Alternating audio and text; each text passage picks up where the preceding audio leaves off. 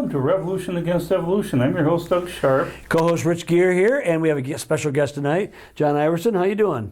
I'm doing well. Yeah, good. Glad to have you. And Glad to be here. so we're going to talk about, well, I guess this week was a pretty eventful week, right, Doug? It certainly was. And we're going to be talking about the question, is abortion an oppressor of women? And of course, we're going to be talking a little bit about the landmark decision that the Supreme Court overturning Roe versus Wade, throwing the decisions concerning abortion back to the states. Well, that means that the process is just starting. We're not going to see the end of this just because the Supreme Court overturned it, but it's going to create a lot of work for us to convince people that the wrongness of abortion. And so, but advocates of abortion argue that a woman has a right to her own body. What do you think about that, Rich? Well, she has a right to her own body, but this is another body. That's right. And of course, that's why for many, many years they tried to define it not as a living thing, not as a baby, not as they tried to use the term fetus and then embryo to try to basically dehumanize what is only going to be one thing and one thing only, that is a human being. From a biblical viewpoint, Doug, it's very. I like this book here. It talks about the Lord formed. It's what, Psalm 119 or one? I'm not sure what it is. 139. 139. Anyway, it tells us that. The psalmist is talking. You formed me in my mother's womb. Before I was born, you knew me. I mean, these are sentiments that the biblical text is made very clear. And so, I've never been shocked or amazed when some political atheist or something wants to describe a human being as not a human being, or they want to do all kinds of things. But when Christians go along with this, it always shocks me. Yeah. It kind of, because this is not the biblical text at all. You mentioned a book. Yes. This is a book that I received from Answers in Genesis, and this shows their new exhibit called Fearfully and Wonderfully Made. And this exhibit shows in 3 dimensions the development of the embryo in the woman's body. And like you said, Rich, there are 2 bodies that are involved in a conception and a pregnancy, and so the woman has a right to her own body, but so does the baby inside as it's developing, and so we're going to be talking about the unintended consequences that oppress women rather than free them. What happens is that it allows men to pressure women to have unprotected sex without responsibility under the guise that they can always get an abortion. That's the one thing, and I primarily charge men with abandoning the woman under these conditions. Mm-hmm. And abortion allows that man to skate without paying the consequence of raising the child. And this creates untold misery throughout society. Sure. We've talked about, and other people talk about social workers, the damage been done over the last 40, 50 years of fatherless homes. Children are much more prone to be in jail, drug addiction, suicide. The number one marker for a male being predicted to be in prison as an adult is shown by 2nd grade. If there's no father in that home is the number 1 marker, and the second one is a single parent home on public assistance.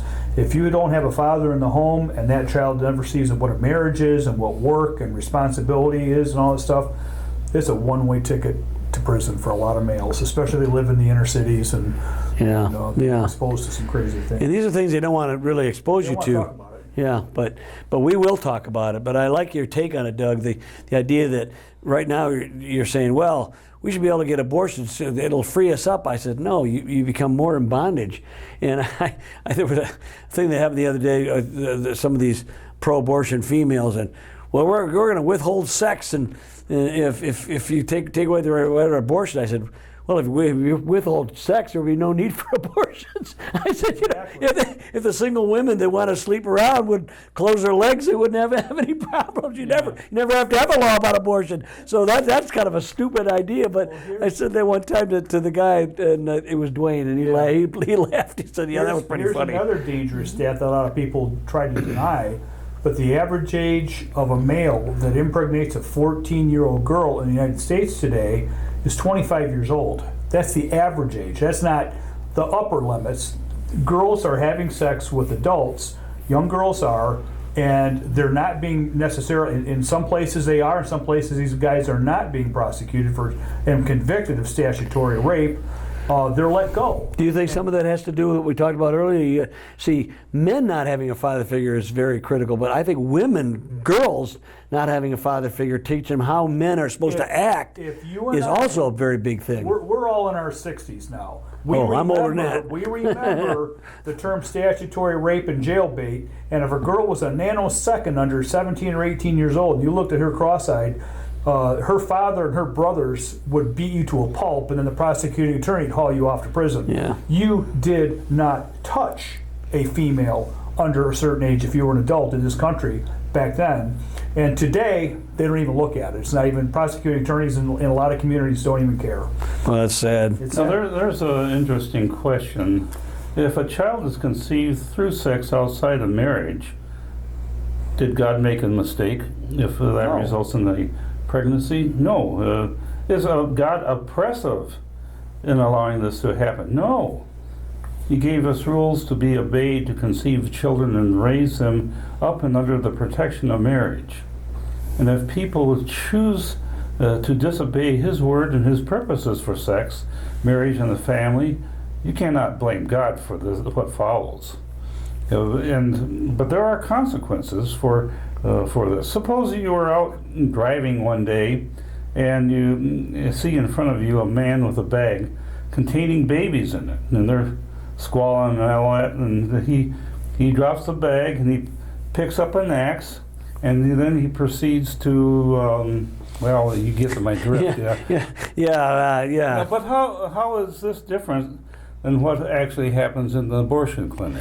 Oh, not much different at all. I mean, in fact, many people likened it to the human sacrifice of the old, was it Philistines? The god Moloch, they would actually put him, because of some of the, not only they go in like you talk about with the axe, they'll go with forceps and chop the baby up.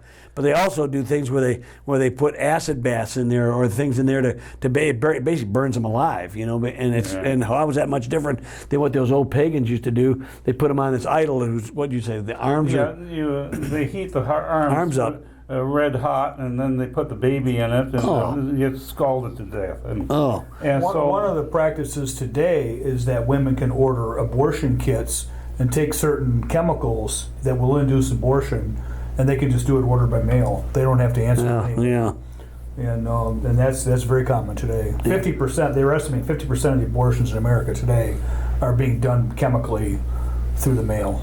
It's the responsibility of the family to create an environment where if a child is conceived out of wedlock, that whole family structure should be there to make every effort possible for that child to thrive, and for the parents of that child to be loved and accepted, knowing that all sin and comes short of the glory of God, and without forgiveness, and it's not possible to come into the kingdom. It's funny. I was talking to my son today, and he put it's not really hypothetical. It's a real thing people bring up a lot. What happens if the mother is going to die if the child is born? And I said, well, it's not a foolish question because I hear it all the time. It's very, very low that happens today. But the reality is, over the centuries, no one ever stigmatized the woman or the husband if they opted for the woman to live. Although I've heard of stories where the woman chose to rather give up her life to die and not let the baby die. She made a choice for him. Yeah, but no one stigmatizes or thought no one's going to imprison somebody. This is a fallacious argument, Doug, that doesn't recognize the fact that you have a decision here, and the doctor's telling you you're going to probably die if you have this child because of what you have. It's the fallopian tube tied or something weird, and things do happen like that. But it's really, really, really, really rare. I've never been much enamored with their rape and incest and life of the mother. Even rape and incest, the baby didn't do anything wrong. And some of those, there's been children born out of some of those bad things, and they've turned out to be pretty amazing people. But that aside, those three issues, if that's all you got, that's like, it's so, the percentage is so low, I don't even know if it gets up to 1%. And those 1%, you can deal with that. But I'm saying, this is not meant to be a thing where you just willfully and wantonly destroy someone that's made in the image of God, the very image of God. That's what it talks about. He knitted you together when you were in your mother's womb. Look at what happened when John the Baptist, it's like he's in Elizabeth's womb, and Mary comes by with Jesus and he leaps inside of the womb. Now that's sort of maybe miraculous, but it's like they're alive. They're a living being. And people will put up all kinds of caveats trying to get a loophole. And I go, there are very few loopholes. I think Jerry Bergman has written 2 books which are just coming out, and there was one called Greater Good came out of great evil, and it's where there was a child conceived by rape. And yet, there was a series of circumstances where the guy got put in prison, and yet he repented, and eventually he was released, and I think they ended up getting married. Really? And the second one was called "A Child Changes the Life." Oh yeah. And this one's kind of a strange thing. It's a homosexual who donated his sperm, conceived a child, and a similar thing happened where she tracked him down because of a genetic defect, and finally he repents of his homosexuality, and he becomes a Christian and marries the lady. Yeah, which puts the lie to... These are unusual stories, obviously. They're unusual. They are. Not that God's grace is infinite. It really is. Well, I think that's when you put it well, when all have sinned and come short of the glory of God. But it's the only sin I know of that people try to justify. Mm-hmm. Nobody tries to justify drunkenness, murder, lying. Nobody tries to justify sleeping around in a heterosexual way. But homosexuality and abortion, they try to justify that this is it makes no sense to me, Doug, and especially it makes no sense how a Christian could actually accept this. It just doesn't follow at all. Here's another one with the idea of abortion on demand. When you go to the doctor, you don't go to a doctor and tell them what they're going to do. You ask the doctor for advice on health issues or how to improve your health or how to sustain something. You're not there to order the doctor around. Now, doctors don't generally order their patients around unless the patient's killing themselves, and the doctor has to say, look, if we don't do an intervention or this or that, you're going to be in trouble. But with abortion, a patient could go to the doctor and demand a medical procedure that they don't require to save their own life, and they're taking the life of another human being in the process, and yet, for whatever reason, they're given a pass from the rules. If it's okay to go to a doctor and make a demand of a doctor, it doesn't matter why you're going to the doctor to make a demand. You should be able to demand anything from a doctor that can be medically provided for you, whether it's good, bad, right, or wrong. And that's simply not the way medicine has ever worked in this world. Well, that's what the Hippocratic oath becomes a hypocritical. Hypocritical, yeah, very much. I mean, it's in that particular set of circumstances. There was a fellow on the internet, I was just seeing his podcast, and his name is Smalley, and he shared his experience as a young man getting his girlfriend pregnant, and he took her to a clinic where, and he was just going to get a pregnancy test, and they found that it was positive, and they persuaded her to get abortion right away. And his father's Gary Smalley. He's the prominent minister of the gospel and family counselor, and he was aware that if his deed was discovered, it would be tremendously damage his father's ministry, and that parents should have a discussion with their children and give them unconditional love so that they know what to do next. Yeah. But the thing of it was that he described the pain and the agony of going through this, and just the music that was going on in the room. If he hears that music anymore, it brings up that whole awful experience that he was there when his girlfriend was getting this abortion, and what you're dealing with is that you're not only dealing with the two parents that are involved, but you're also dealing with the grandparents, the cousins, aunts, and uncles, and everybody else as part of the family who missed out on this person coming into this world. Well, Doug, I think some of the things we run into with obviously with abortion, with the abortion thing, and all the other sexual things that are coming up is the really disdain or the absolute feeling that life is kind of worthless. Okay, I mean, on one hand they protest it, but they say, oh yeah, and they seem like they'd be wanting to be having more value because if they don't believe in an afterlife, that this is all life they're going to get. But in so many respects, they throw life away. Look at the greatest destroyers of life especially in the last couple hundred years. It's all been communist, atheistic cultures. From Soviet Union to Hitler to Pol Pot to all of these guys. They've killed millions of. Life is cheap. And when we have lost as a country a biblical worldview about the sanctity of life, about you being made in the image of God. And getting pregnant, I got incensed when Obama said, "Oh, I don't want to punish the woman with a baby." Punishment, having a child is one of the greatest gifts you could ever give to humanity. I mean, that's a tremendous. I'm a man, I can't do it. No. I can help, but that's about. You can order. But I can't make the delivery. It's a gift, and we've trashed that understanding so much because we've lost our perspective that life is precious. It's made in the very image of God. You have the ability to produce something that actually can be made in the very image of God, spiritually speaking, we're talking about. This is an amazing thought. What a gift that you've been given, that we have human beings have been given. And I find it very awful. Well, Biden said the same thing recently about punishing a woman with a baby. I go, what? When is having a baby be a punishment? Yes, I know there could be economic. His own daughter's diary will tell you what Joe Biden. Yeah, I know. Well, yeah. Won't go there But there's, tonight. yeah, but there's. I understand there are financial hardships.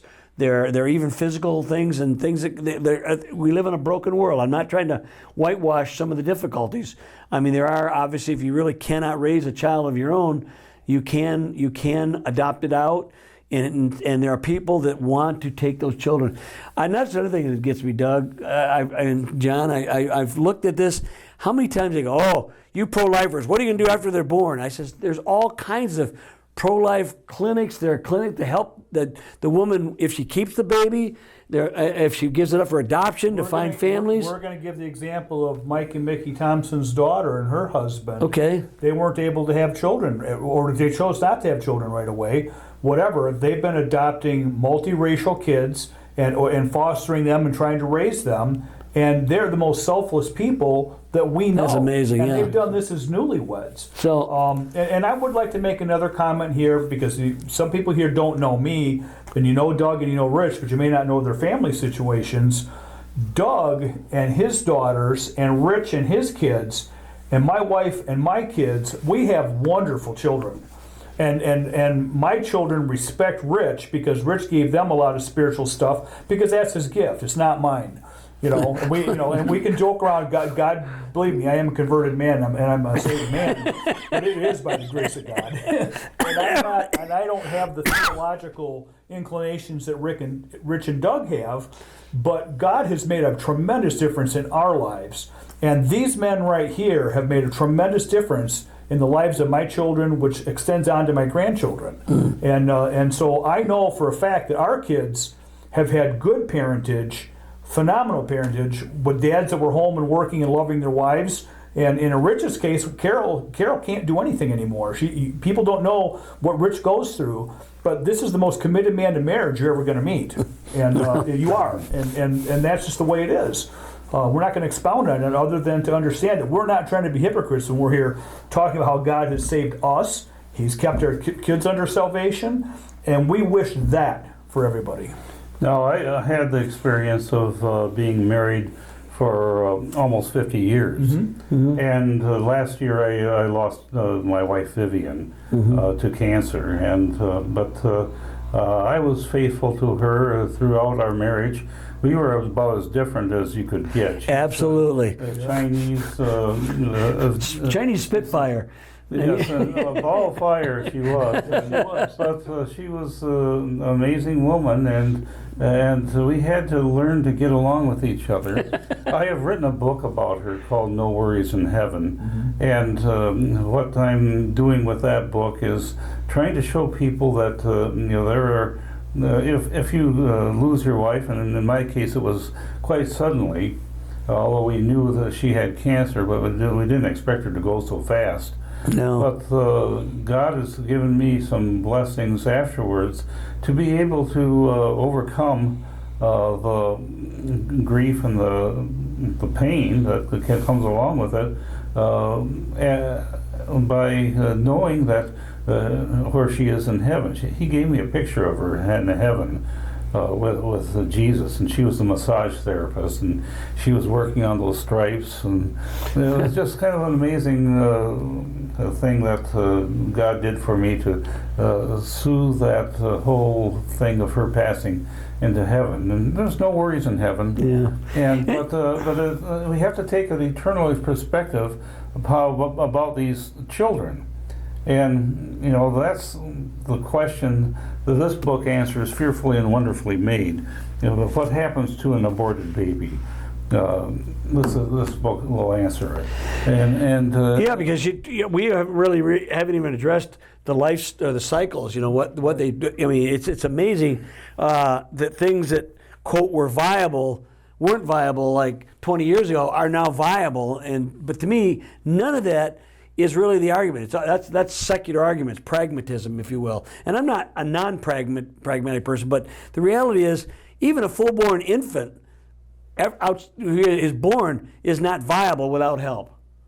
So that whole argument to me falls on deaf ears for me. It's like you're not viable till you're kind of an adult in a way. You know what I'm saying? You're really not. Till you're really living on your own. How many of you been to the Museum of Science and Industry in Chicago? Oh yeah. Been there. Okay. How many of you seen the baby display from conception to birth? Remember that one? They had a display there where babies that had been stillborn or had been aborted from the woman's body, they had a display there of human life, literally from when you could first see it past microscope stage to birth, like every week of development of all these little babies. And I don't know if everybody remember when they brought that 727 in to the big aircraft thing in, but they needed some real estate inside the museum. And that display was one of the ones that needed to get moved or taken away. Well, when they finally took the thing down, there were all kinds of protests over it because they wanted to keep the thing intact. And there were people that were fighting it because it showed true human life from conception to birth. And you could physically see it right there. Wow. And that's what is available in the Creation Museum. They have yeah. And that's going to be a powerful demonstration of what life is all about. Here is a headline on CNN. It says, the anti-abortion movement is not going to start caring about families. Remember I mentioned that earlier. That's a lie. That's a lie. What do you think? What do you think we... what do you think we do? You talk about the adoption, but I mean, there are all kinds of... In fact, what shocks me or what gets me, Doug, these are the same people who are actually bombing the clinics. The pro-life clinics. Who did we bomb any? I mean, I think there was one guy who did some Tiller guy. Yeah, way back. It was a pro-life kind of a guy, but he went off and did something physical. But by and large, when Roe v. Wade was passed, they rammed it down our throat. Michigan turned it down 3 times. Well, okay, two thirds of the states didn't allow abortion back then, and the public has never has never actually been like 51-49% in favor of abortion. Yeah. They really haven't, and we know how lies are promulgated in the media, and so it's going to be interesting now that Roe v. Wade's been pulled away at the federal level to see what the states actually do. Well, that's what people are afraid of, but you know, you got. But Yeah. what's there to be afraid of? No, it's nothing. If your state wants to be pro-abortion, your state will be pro-abortion. If your state is not going to be, it's not going to be. Yeah. And Now, Texas put into a heartbeat law Yeah. here in September. And one of the things that has happened as a result is that the abortion rate has gone down 60%. And so what it means to me then also is that what was remaining, was a fraction of what was justified in the minds of Oh, yeah. people to get abortions. Yeah. And so those extra lives that were saved, it's a tremendous. Well, you'd say pro-abortion, but really, they like to do the euphemism pro-choice. But the only choice they want is abortion. You know, I mean, they may say, well, you could choose to have the baby or not. But you go to these Planned Parenthood, they're trying to talk you into abortions all the time. It's not Planned Parenthood. It's unplanned. It's Parenthood. unplanned. Because if you Planned Parenthood out, you would not need their. Yeah, you would not need their You support. would Yeah. not need their But Doug, on one thing you talked about Vivian on the end. We got a couple minutes left here. I find that the disdain for human life, the value of life, it goes on both ends. Yeah. Why do you think that some of these cultures, and I know for several years back, I don't know whether they're still worried about, but a lot of the old people in the Netherlands were afraid because they had euthanasia laws.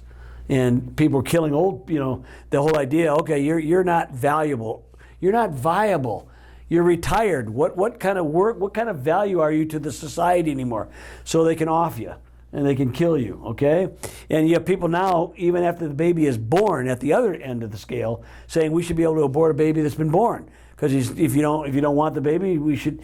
These are people that don't have really a value for life. They say they do, but it's really they want to basically give the guys a free pass, as you said. Women are getting exploited left and right.